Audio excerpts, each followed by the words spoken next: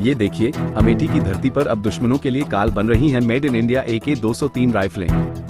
Indo Russian Rifles Private Limited की यह factory Uttar Pradesh के अमेठी जिले में तेजी से भारतीय सेना के लिए अत्याधुनिक हथियार तैयार कर रही है।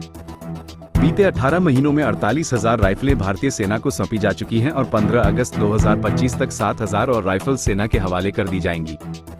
इस वीडियो में आप इस फैक्ट्री की तस्वीरें देख सकते हैं, जहां भारतीय सेना की ताकत को और मजबूत करने के लिए दिन रात काम हो रहा है।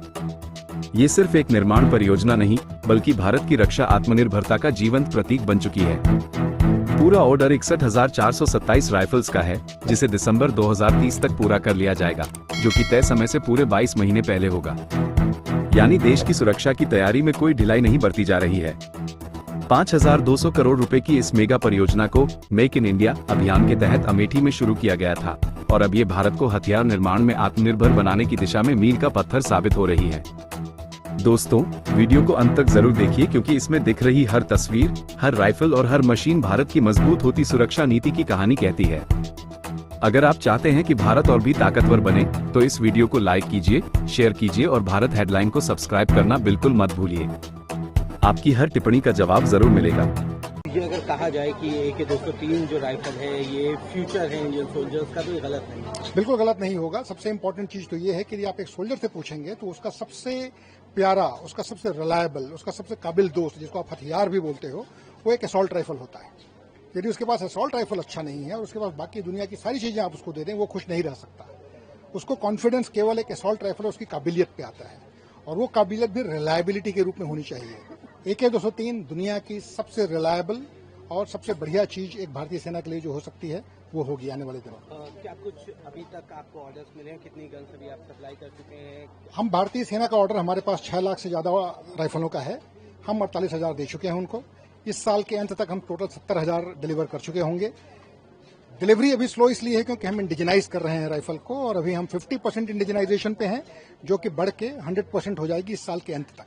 अगले साल जब पूरा का पूरा राइफल इंडिजिनस हो जाएगा और भारतीय हो जाएगा, हमारा रेट ऑफ प्रोडक्शन बढ़ जाएगा, और उस हिसाब से पूरी जो 6 लाख हैं भारतीय सेना की रिक्वायरमेंट, वो हमारा प्लान है कि 2030 के अंत तक हम ये राइफलें भारतीय सेना को सौंप दें, 2 साल पहले जो कॉन्ट्रैक्ट में उन्होंने हमें बोला है। इसके साथ साथ और किन कंट्रीज को ये गन सप्लाई की जाएगी? वो मैं अभी जवाब आपको नहीं दे पाऊंगा। उसका कारण ये है कि वो डिसीजन हमने अभी लेना है, पर ये बस बता सकता हूं आपको कि इस राइफल ने काफी इंटरेस्ट जनरेट कर ली है।